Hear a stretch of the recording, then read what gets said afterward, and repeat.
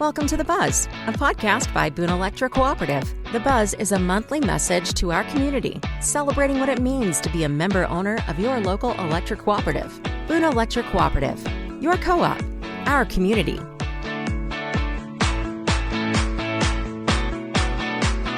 Welcome back to The Buzz. I'm Zach Smith, Communications Specialist at Boone Electric Cooperative. On today's episode, we have sadly reached the end of our journey through the 7 cooperative principles with principle number 7, concern for community. One of the many ways in which Boone Electric and its members live out that principle is through the Boone Electric Community Trust. But you don't have to take my word for it, because joining us today is the president of the Boone Electric Community Trust Board, Kelly Sharp. Kelly, welcome to the program. Hi, Zach. How are you today? I'm doing well, thank you. If you're game for this, I want to kind of work backwards for just a minute, because I think it paints a bigger picture of the scope of what the trust is and who it reaches. So before we get into what the trust is and who makes it up, how it operates, can you tell us some of the different types of groups or things that the trust has helped fund here in the community? So I've been with the trust as either a reader or a trustee for more than 10 years now. And over those 10 years, I've seen the trust help fund schools that are improving their athletic facilities, their playgrounds. We have funded a wonderful program called Shoes from the Heart, where there's a man that takes in donations, and he buys shoes and then donates them to schools in the cooperative area. We have worked with Roachport doing improvements on their historical, the historical cemeteries, the historical museum, things like that. We offer scholarships to students, so that's always fun to be able to present those scholarships out. It's just a wide variety. Voluntary Action Center, Ronald McDonald House, Veterans Home, Welcome Home. All of those places have all been touched by the trust since I've been a member. In the electric cooperative world, we frequently use that phrase. Our mission, is to improve the quality of life for our members. And I can't think of a better example of how we do that. And it even goes beyond that definition, because a lot of the folks who, at the end of that line, so to speak, in this scenario, they may not even be members of the cooperative itself, but they live here in our community, the greater community of Middle Missouri, so they're part of that larger community that we do serve. And so they benefit from things that the trust is able to help fund, even though they're not directly a Boone Electric member in some cases. Correct. Like one of the examples, the one that's been helped by the trust, is an organization that helps foster kids once they age out of the system. They are helping Randolph County, Audrain County, Boone County, all of the foster kids in the cooperative area. So while the organization itself is not a member of Boone Electric, everybody that they are providing services for is touched by that Boone Electric community. It's quite an amazing thing. I mean, from where you and the other board members sit when you're reviewing these applications, discussing the funding requests and opportunities every other month when you hold your board meetings, what is that need like? You mentioned some of those different groups that receive funding from the trust and apply for funding from the trust. Have you seen it grow over the last 10 years in your time on the board? We've definitely grown in the variety of requests that we've gotten over the last 10 years. At the beginning, it was a lot of the same types. For example, the schools, the community service programs, the after-school programs, things like that were what we were seeing the majority of. The trust began in 1997, correct? Correct.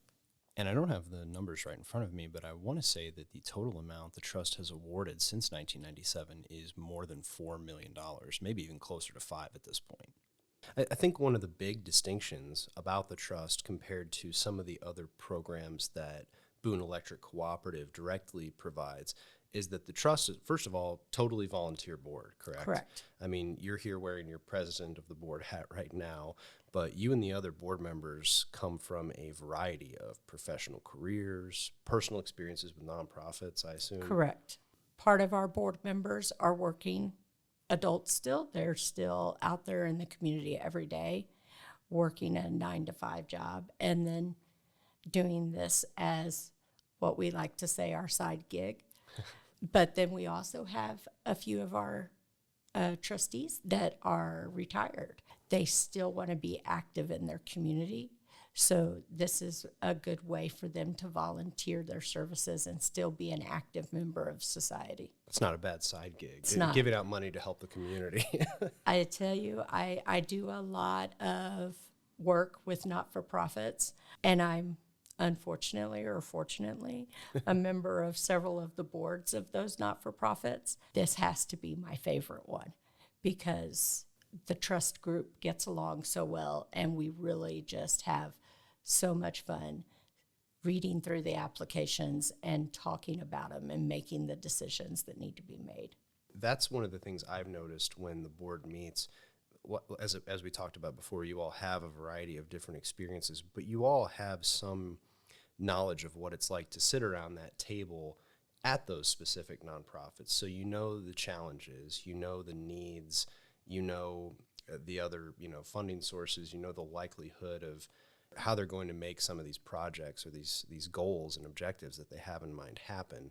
And that really informs the decisions that go on around that table. It does. Yesterday's meeting, we had a large discussion because we had several groups that do receive federal funding and state funding as part of their nonprofit status.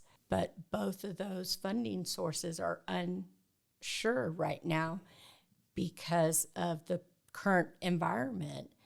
And so they have been told they have to meet very specific guidelines and regulations in order to get this money, and they can only spend it on these certain items. And whereas the trust, whatever it is they need, we hope that we can fulfill that need. Sure. We're not going to put conditions on it.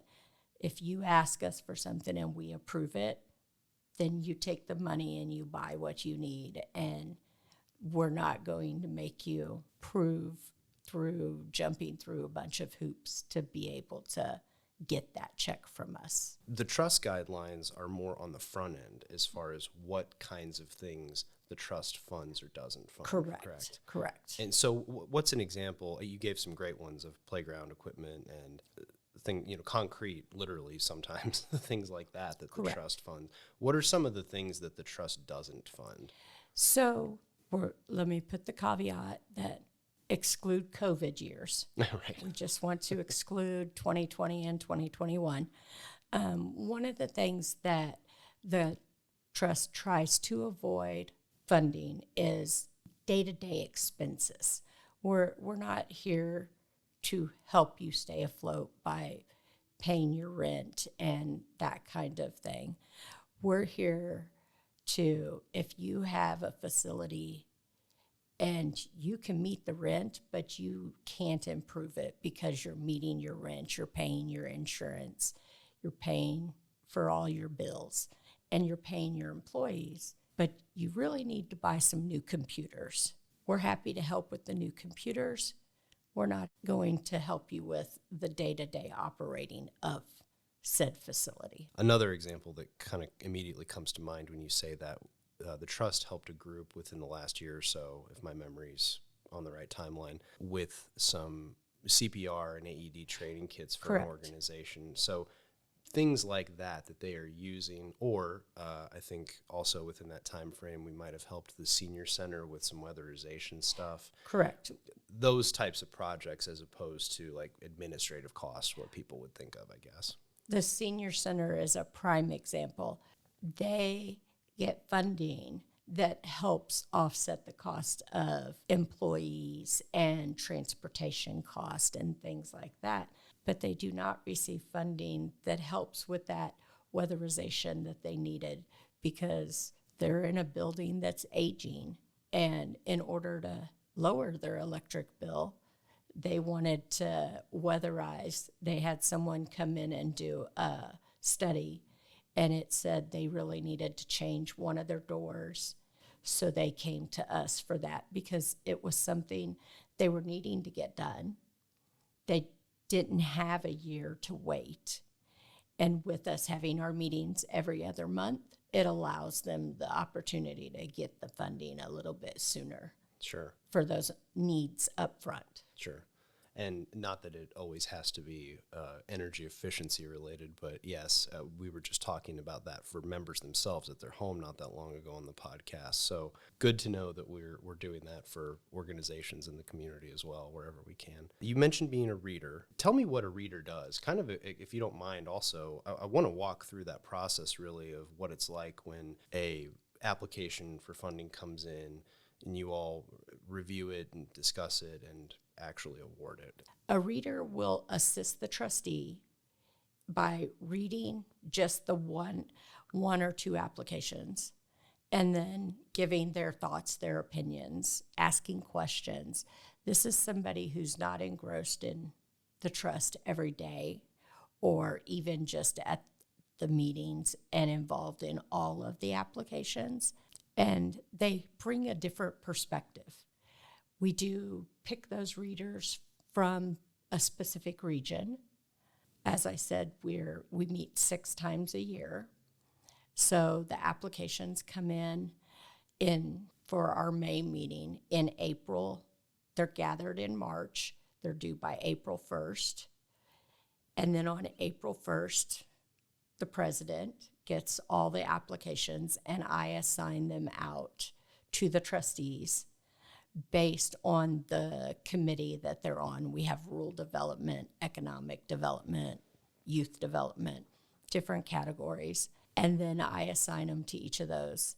That trustee and their readers will receive the copies only of the applications assigned to their committee. The trustee will follow up with the group if necessary, asking questions. Sometimes there's something written on an application that, for example, we had a nurse that is on the trustee, is one of our trustees, and she was not comfortable understanding a group's financial statement. So she called the group and said, "Hey, could you give me a little clarification?"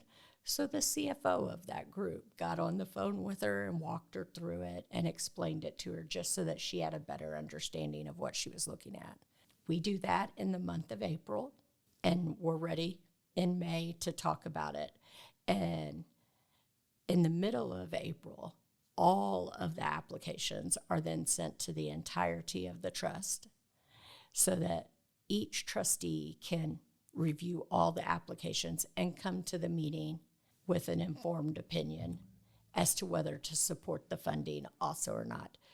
Typically, we do take the trustee's opinion for that was assigned that specific application.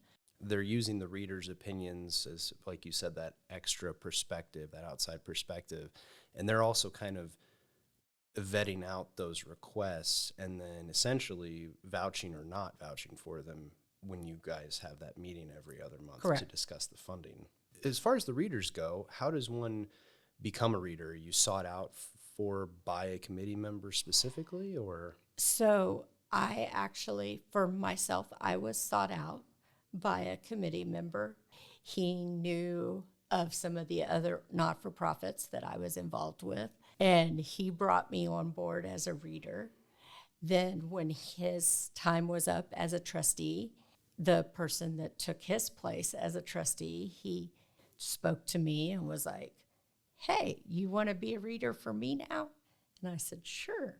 And so I stayed with him when his time came up. So I guess it has been 15 years that I've now been between reading, because I did 6 years for each of those. And then I've been a trustee when that position came up. That's a great point worth mentioning, because you as a trustee, a member of that board, are not elected by the members like the Boone Electric Cooperative board members are. Instead, you are appointed to the trust by the board members, and because of that is you have that, you mentioned before, the term Right. limit, I guess you'd call it 3 years. Is that right? It can be 6. 6. You could have 2 terms as a trustee. 2 terms of 3. One of the newly elected board members used to farm with my father-in-law, so knew of me, did not know me personally, and he met with me and was like, yep, I think you're trustee material, and he put my name forward as a recommendation, and the board of directors chose me to be a trustee. So it's not a requirement that you be a reader beforehand, No. but it's obviously very helpful because then you know the whole process Correct. very well. Yeah. And we also, a lot of our trustees, a former trustee, he stepped down as a trustee when his term was up because he was moving. He has now moved back to the area, and he has stepped in as a reader. Wonderful. Because he just enjoyed the process. And that is my plan also when my second term is up, is to step back down and be a reader for whoever takes my place. But we haven't yet talked about where the money comes from. This is my favorite part, and I bring this up. I sound like a commercial for the trust Please, whenever go I for it. give out scholarships, because I always add my little think about this, people. On your electric bill, where it says, would you like to round up? And maybe it's only 16 cents that you're rounding up. So you're not going to miss that 16 cents. But that 16 cents joined with every other cooperative member's 16 cents goes into a pot. And that pot just keeps collecting. And that is the money that comes to the trust. Yes, the 16 cents isn't the only place. When you're a member of the cooperative, you get your credits, Capital credits. capital credits every year. But some of those members, you move and you're no longer a member. Some of them are college kids that don't leave a forwarding, don't think about their capital credits that they earned while they were with Boone Electric. It's 20 years ago or whatever the case may be, right? So those unclaimed credits go into a pot, and there's rules applied to it. It has to sit for a certain number of years. I believe they have to sit and wait and make sure they're truly unclaimed. And then once they really are written off as unclaimed, then they go into this fund, and that fund is used to fund the trust. And then last but not least, our favorite form of funding is just donations. Anybody at any time can make a donation to the trust. We do have individuals, when they pass away, they can leave a sum of money to be donated to the trust because they want to help those not-for-profits in the area. And that is a great way to do it if you want to make your money be spread over multiple not-for-profits, not just one place. The unclaimed credits, and we do try to find those folks. We print the list in rural Missouri every year, and then we also add it online. And if you've ever seen that and wondered what is this for, that's what that is us trying to find the folks we don't have a forwarding address for, or a way to get in contact with and return their patronage capital to them. But after that certain amount of time has passed, that money then goes on to serve the trust. And then, like you mentioned, through Operation Roundup, where people round up their bill, it's never going to be more than 99 cents Correct. in a given month. And I think the average is right at $6 per member who participates in it. It's a totally optional, voluntary thing. But yeah, the cumulative effect of all those pennies going into the bank really gives you all a lot of power to help a lot of different groups that clearly need it, especially, like we mentioned, these days with a lot of other sources of funding that are now uncertain. The importance is greater than ever, probably. Exactly. That's one of the things, and it's so easy to do that Operation Roundup. And when you stop and just think about the math, if $6 from you, think of how many's out in Boone County Yeah. that are members. don't think about big amounts. Big amounts we don't need. We would love to have some. Sure. But those small amounts help too. Yeah. Just promising that change every month really does make a difference. And that's the main thing that you all deal with on a regular basis as board members. But again, as of the recording of this episode in May, you all are getting ready for one of your other primary functions with graduation, and those are the Bob Alderson scholarships, correct? Correct. Tell me a little bit about that. So Bob Alderson was the CEO of Boone Electric. That is who the scholarships are named after. We do 13 scholarships. It's very easy for the kids to sign up for that. And I don't think we get enough attention at some of the schools because we do it for Columbia. And I don't think some of the Columbia kids understand that we're doing it for the cooperative area and not just cooperative members. Yes, that's definitely a community-wide education piece that we can do more to let people know about, because we have a lot of applicants, and there is an application process, I should say. It's not just names drawn out of a hat, but there are quite a few applicants, especially at the rural schools. But yeah, there's nothing wrong with more competition for those things. It just strengthens the purpose of the scholarship overall. Exactly. Well, Kelly, thank you for making time to come by and talk about the trust today. For the people who know about it, apply to it, receive funding for it, the trust is an incredible resource. And while we're never short of applications for grants, we encourage anybody who meets those guidelines and criteria to apply. You can find out more about that at booneelectric.coop/community/trust. Kelly, thank you for joining us today. Thank you. And thank you all for joining us as well. Be sure to come back next month. And until then, we'll see you somewhere down the line. Thank you for tuning in to The Buzz, a podcast by Boone Electric Cooperative. To subscribe or for more information, you can find us on Facebook, Instagram, X, and LinkedIn. And of course, you can always visit us 24/7 at booneelectric.coop. Boone Electric Cooperative, your co-op, our community.